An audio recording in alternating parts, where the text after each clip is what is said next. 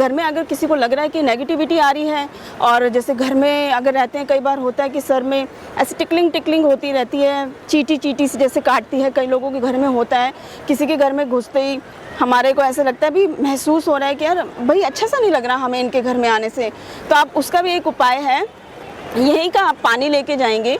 ये जो घास लग रही है आप देख रहे हैं, ये दुर्वा लग रही है, यही घास तोड़ेंगे आप, ये घास लीजिए, घर जाइए, उसमें गाय मूत्र, मतलब जो गाय का मूत्र होता है, आपको वो मिक्स करना है और इसी दुर्वा से पूरे घर में आपको छिड़कना है। तो उससे बहुत हद तक, बहुत कम से कम 80% तक आपके घर की जो नेगेटिविटी है वो भी सारी ड्रेन हो जाएगी, वो भी साफ़ हो जाएगी। जैसे कि मैंने आपको बोला है कि यहीं की घास लेनी पड़ेगी। आप देख रहे हैं कि ये जो घास लग रही है, इसमें जो बड़ी बड़ी घास नहीं लेनी है आपको, छोटी छोटी जो घास है वो लेनी है आपको, यहीं की घास ले जानी पड़ेगी।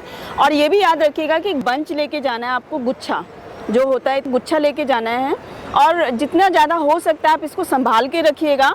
अगर आप 2 दिन के अंदर, तो ये सूखेगी नहीं, आप इसको अगर 2 दिन के अंदर आप घर जाते हैं, घर पहुंच रहे हैं, तो ये घास हरी रहेगी, ये घास पीली नहीं पड़नी चाहिए, बस ये घास हरी रहे, तब आप इससे पूरे घर में आप छिड़काव कर सकते हैं। बहुत फ़ायदा होगा, आप देखिएगा।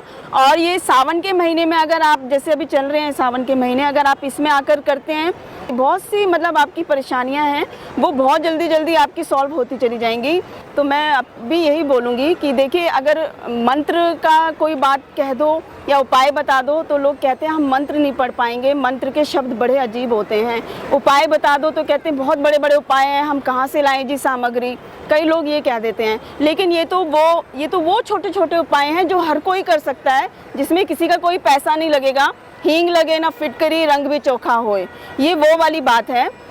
जिसे धन की कमी, जैसे किसी के घर में धन नहीं आता है, पैसा नहीं आ रहा है और पैसे की बहुत ज़्यादा ज़रूरत भी है आप लोगों को, तो आप क्या कीजिए, एक बोतल में आपको चांदी की, अगर आपके पास कोई कटोरी है या डिब्बी है तो ठीक है, नहीं तो कोई बात नहीं। जो यहाँ पे प्लास्टिक के उसमें जो पानी मिलता है, उसमें पानी ज़्यादा रह जाता है, वो हमेशा के लिए रहता है। तो आप क्या करिए, इतनी सी आपके ऊपर है, या वो आप इतनी बड़ी बोतल ले लीजिए या आप इतनी बड़ी बोतल ले लीजिए, वो आपकी इच्छा के ऊपर है। आप वो पानी लीजिए और इसी में से, जो आपने देखा होगा कहीं कि जब हम माँ गंगा में जब नहाते हैं तो हमारे पैर के नीचे कभी वो गोल गोल से माँ के पत्थर से निकल के आ जाते हैं, वो कई लोगों ने देखा होगा। वो आपकी इच्छा है, 3 पत्थर, 3 कंकड़, चाहे 5 कंकड़, चाहे 7 कंकड़, चाहे 11 कंकड़, वो आप लोगों की इच्छा है। वो कंकड़ लीजिए और उसमें डाल लीजिए। वो छोटे छोटे होने चाहिए, ज़्यादा बड़े नहीं होने चाहिए, छोटे छोटे होने चाहिए।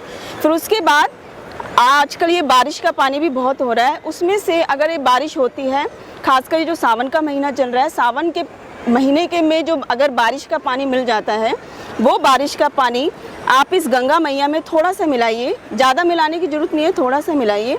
और उसमें चुटकी भर थोड़ी सी हल्दी मिलाकर, और एक आपको वो जो कोड़ी होती है, कोड़ी सब लोग जानते हैं, आप सब लोग जानते हैं, तो वो कोड़ी और डाल के आप उसको, आप जहाँ पूजा करते हैं, जो आपका ईशान कोण है, यहाँ से गंगा मैया को बोल के जाइए कि माँ ये लेके जा रहे हैं, ये आप मन से विश्वास से लेके जाइए और फिर आप बताइएगा क्या होता है। और इस बात पे भी कोई हंसिएगा नहीं, और जिसकी इच्छा है आप करिए और करके देखिएगा, फ़ायदा ज़रूर होगा। लेकिन बस हर चीज़ में मैं यही बोलूँगी कि श्रद्धा होनी चाहिए, विश्वास होना चाहिए। विश्वास अगर है तो देखिए ईश्वर को से भी मिला जाता है, ईश्वर भी प्रकट हो जाएंगे।